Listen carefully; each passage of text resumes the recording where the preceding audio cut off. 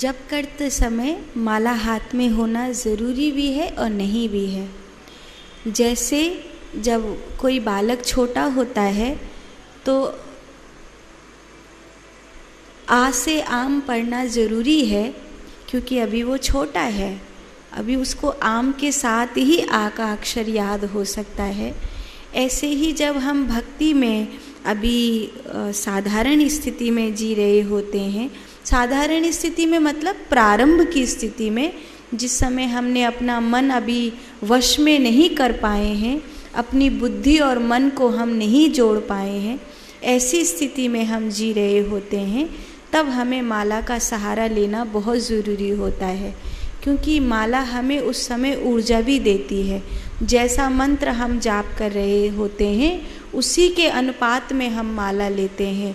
रुद्राक्ष की माला या तुलसी की माला या चंदन की माला, चंदन में भी लाल चंदन की माला या सफ़ेद चंदन की माला, मोती की माला, स्फटिक की माला, फिर अलग अलग मालाओं से हम जाप कर रहे होते हैं। बैजंती आदि की माला से भी कई साधक भक्त जाप कर रहे होते हैं। तो इस प्रकार माला की ऊर्जा मंत्र को प्राप्त होती है। लेकिन जब जो मंत्र जाप है वो उपांशु होने लगे, प्राणों में श्वासों में बसने लगे, तब फिर माला की ज़रूरत नहीं पड़ती। तब तो फिर कबीरदास जी ने भी कहा कि माला मोते लड़ पड़ी, तू क्यों फोरे मोए, मन का फेर ले, तुरंत मिला दूँ तोए। ऐसी बात होती है फिर तो कि माला कहे है काठ की,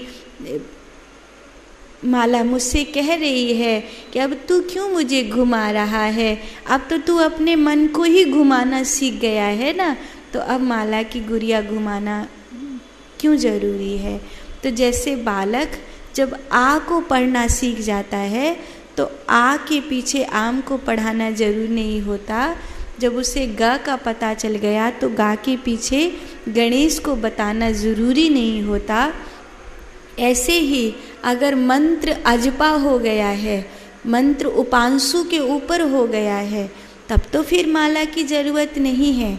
लेकिन अगर मंत्र उपांशु के ऊपर नहीं हुआ है, अजपा नहीं हुआ है, तो फिर माला की ज़रूरत पड़ती है, ताकि माला के सहारे जो मन है वो टिका रहे और मन कहीं इधर उधर भागे नहीं। ये बहुत ज़रूरी होता है। साधु।